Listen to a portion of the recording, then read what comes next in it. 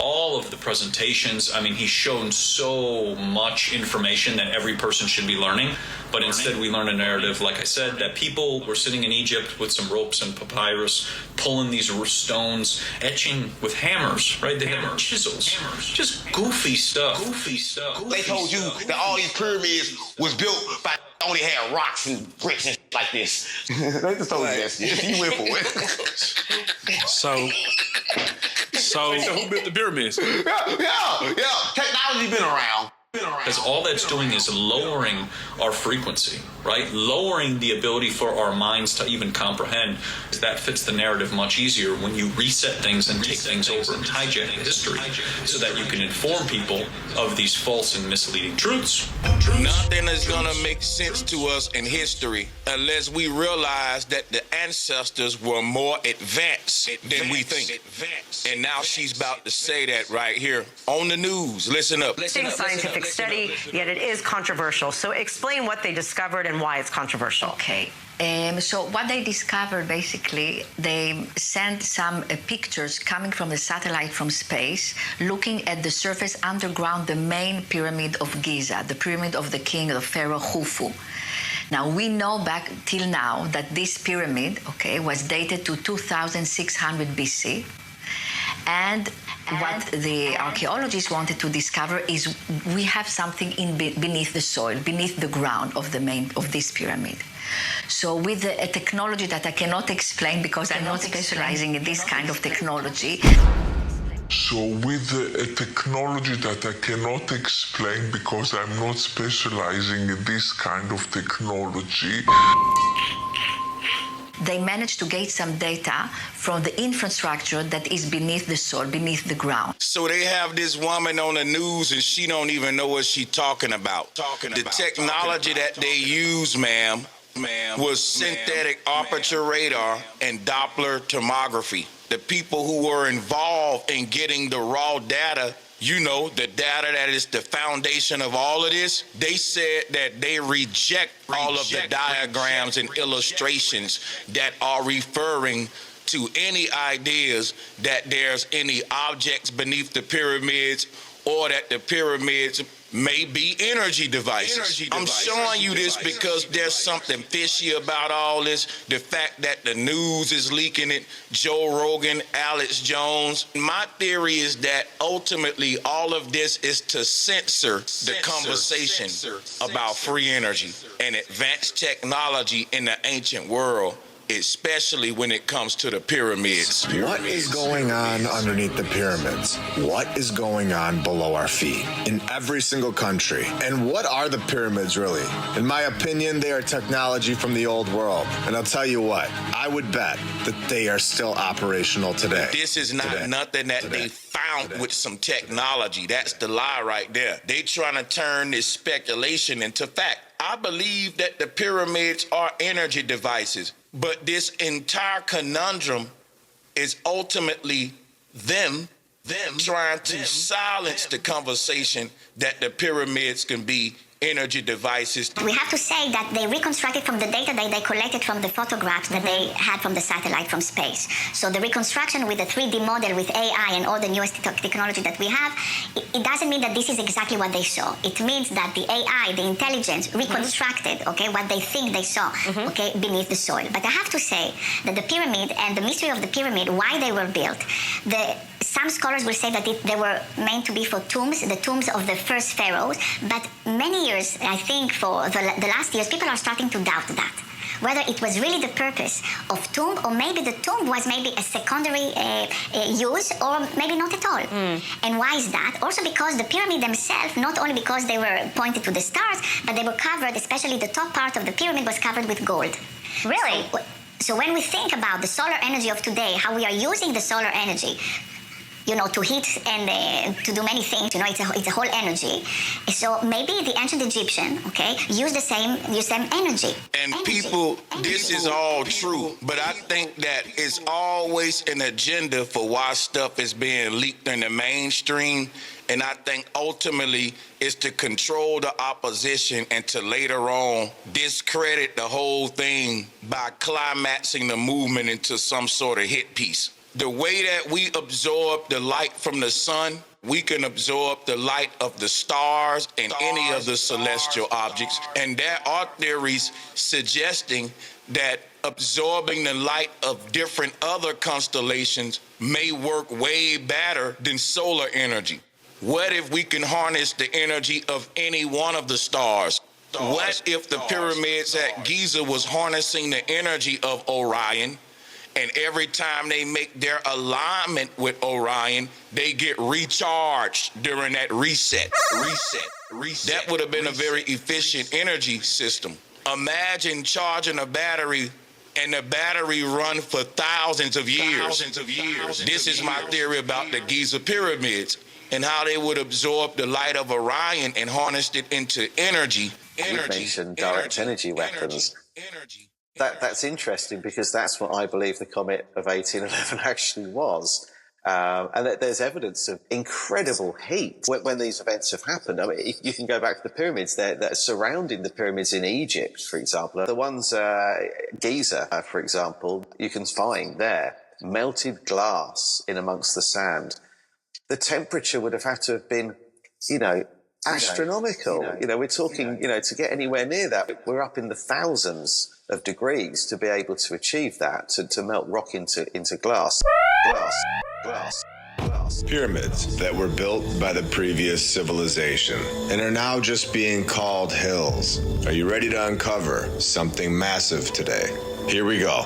We have been taught that the pyramids in Egypt were very rare. These pyramids in Egypt were an anomaly. Well, we have found that there is so much underneath the ground, including catacombs and tunnel systems, that is yet to be exposed. And now today, we are finding that people have just been living in a town called Anlong, located in China, with possibly hundreds of pyramids sitting all around them for all this time. In an article published on May 15th, 2024 by English.news.cn titled Pyramid-Shaped Hills Become Popular Tourist Site in Southwest China. The article starts off saying that we are looking at several hills that resemble the pyramids of Egypt in a suburb county in China, when it goes on to say that the hills are made of parallel layers of stone, where we know that these are no longer hills. We don't need the experts' help. We've got this one covered. We are seeing it all now. Everything that was just hiding right in front of all of our faces, somehow, right in our towns, will now be brought to light.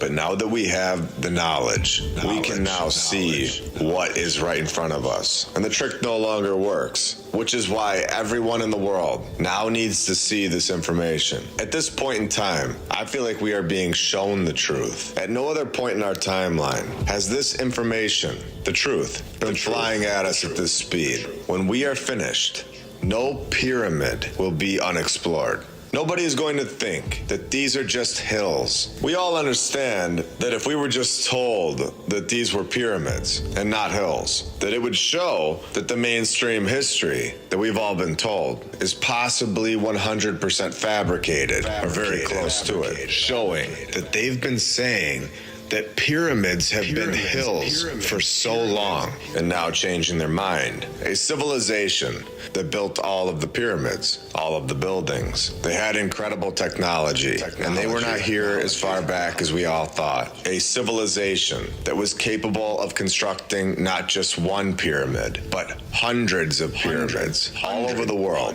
And that tools have been here, advanced technology and the rest. This lie would be completely exposed. So today we want to talk about the Bosnian pyramids and how they are 3 times the size of Giza. Now, why isn't this ever talked about?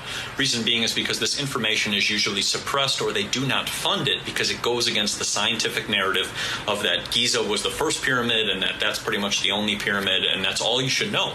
But in reality, there's over 2,000 pyramids all over the world, and there's also a lot of them down in Antarctica and a lot of other places that have been destroyed as well too.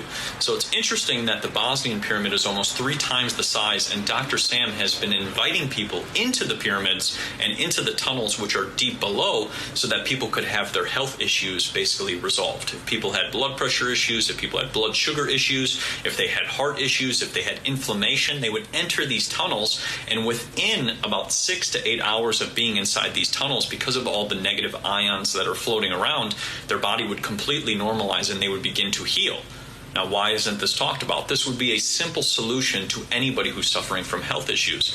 Reason being is because if they did start talking about how these pyramids could be used as healing machines, and there's caves that go deep within the pyramid as well too, they would have to rewrite all of the history and the educational books, which would take too much time. That's at least what I've been told and heard. And that would actually basically have to change everything. Everything. We are willing to think that the ancient civilization were not so primitive, and maybe they knew things that we also are discovering them today. That's the part that I wanted y'all to hear. Maybe we need to open up our mind to the idea that the ancestors were so primitive and that they knew things that we know today. In my opinion, we're only reverse engineering a lot of ancient technology, and the people that's doing it, if they told you that it's reverse engineered ancient technology, they wouldn't be able to patent it and get a monopoly on it and get all the money from it. My researchers show that everything down to Neuralink brain-computer interfaces to CERN, you name it, all of this is reverse engineered ancient technology. But that's the part of this video that I wanted you guys to hear. So what I've started to do in my mind is I've started to realize with anything that a number that somebody gives me, I try to reduce that number by about 10 times or 20 times, right? So I look at things now that maybe everything is about 200 or 300 years old, and I kind of stick to that because that kind of makes more sense. Because instead of you telling me or a person telling me that something is 475 million years old and came from some period or whatever else, I don't think we even know or have any logical ability to know that that's actually true, right? Because remember, the same science which we were told in 2020 was telling us where germs were jumping all over ended up not being true. So then how can we say that the history of the dates in which we've been told are true, right? Because it's much easier to just keep giving stories. It's much easier to say that certain things are 50 million and 10 million and whatever else old. Maybe things are a lot more recent. Well, how did they cut the stones? How did they lift them? Once you introduce electricity, then now we can have big old machines and cranes and big cutting tools that would be way on a bigger scale than what we have today. Because if you look at the columns that we build today and with our modern technology, we still ain't nowhere close to the huge scale that the ancients were building on. So the Egyptians and many other cultures were able to cut huge stones and move them. But when we say that these people did not have electricity, they didn't have ways to generate energy, it almost makes it impossible to come up with a way of how these pyramids were built. Then we have to introduce crazy theories like aliens, emerald tablets, all kind of stuff that's just way far-fetched. And these are the things they would like to entertain other than the simple Occam's razor answer. That the ancestors had ways to generate energy. And I'm not acting like I know exactly how they did it, but I know they did it. Occam's razor says that these stones were cut and moved with electrical tools, just like we cut and move stones today. And that the electrical tools that the Egyptians used were on a way higher high-tech level than what we use today to cut stones with and what we use today to move stones. So the ancestors were more advanced than us. But instead of us admitting that, we rather make the ancestors magicians than scientists. We rather say that they talk to aliens, all kind of stuff.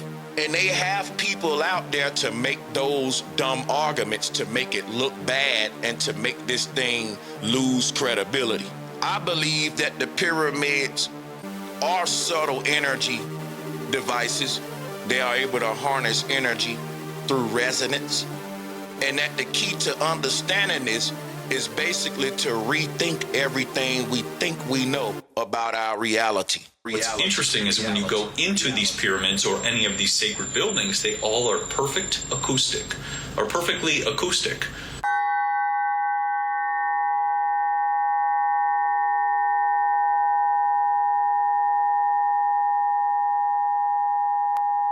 And I've experienced that going into some old world buildings. You can chant in those places, and it's almost just remarkable, right? So if a person was supposedly using ropes and papyrus and whatever, and pulling these stones and whatever, or say that it is pseudoscience or quackery or whatever it may be, because it goes against the narrative in which they're trying to portray. And then also, too, it also changes timelines, right? So let's say those were built like 200 years ago, right? Just to make it really simple. Let's say Giza was built 300 years ago, and let's say that one was built 200 years ago. That then changes the narrative and the timelines in which they're trying to tell us, right? Because if we found out things were more recent than they actually were, then that changes everything. Or if we found out things were older than they were, then that changes timelines too.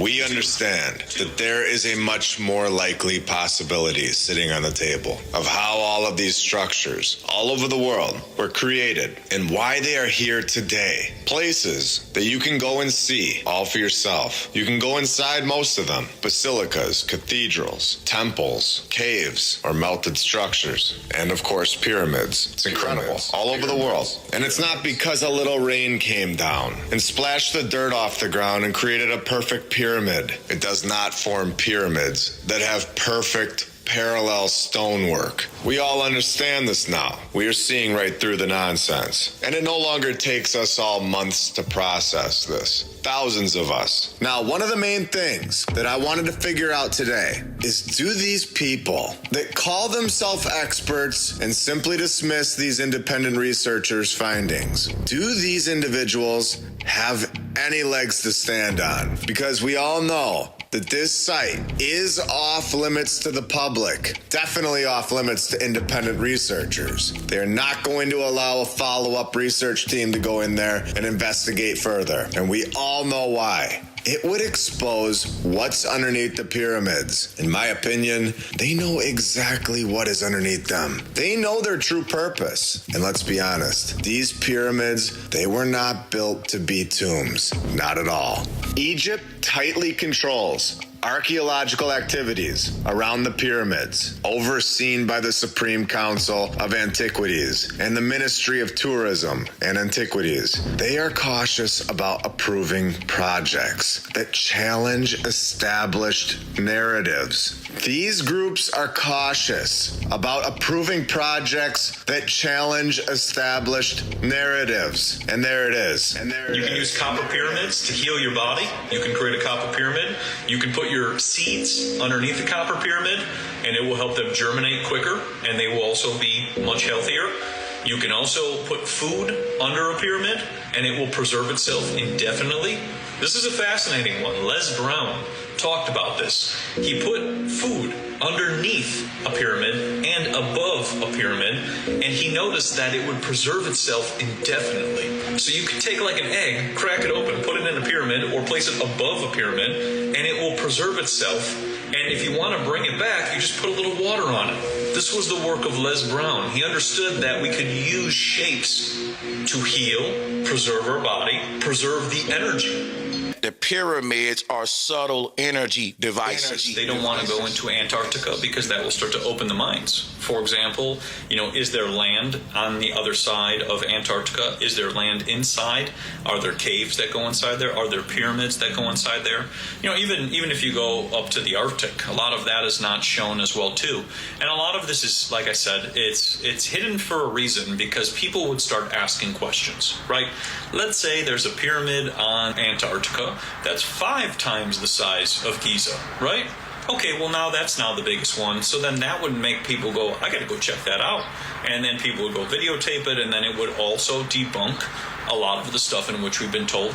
Based on the climate, you would then say, well, if the climate is that cold, then how did they do all of that? They keep just teaching the same narrative over and over again. with the Egypt and Giza and whatever else, because that's all they can keep saying, right? If they keep repeating it, they can brainwash it. But if we start to challenge it and ask questions, we can then make our own decision. And the best way to describe what we live on is that we live on layers, right? There's layers, and we're sitting right now at the surface. We cannot see. I took my buddy up to the mountain the other day, and I showed him all this quartz, layers and layers of quartz. It almost looks like you're standing on a quartz building right at the top of the mountain at 3,700 feet. So you're up there. It took us a while to get up there and everything else. But layers and layers of quartz, right? And the question is I'm sitting here right now on the road. What layer is this, right? If you covered this with mud and completely destroyed everything at this layer, what would you be at? The next layer up, right? And then they build these layers on top of layers on top of layers. And then all of a sudden one day, for example, New York City, they're like, oh, we're having all these potholes just go crazy and cars are falling in them. They're falling in them because that's the next layer below that you can't see, right? So when these reset things happen with mud floods and all of this stuff, they just kept building up. And for example, you go up to Jerome, Arizona. It's where all the copper comes from. And they have so many copper mines, and everything else.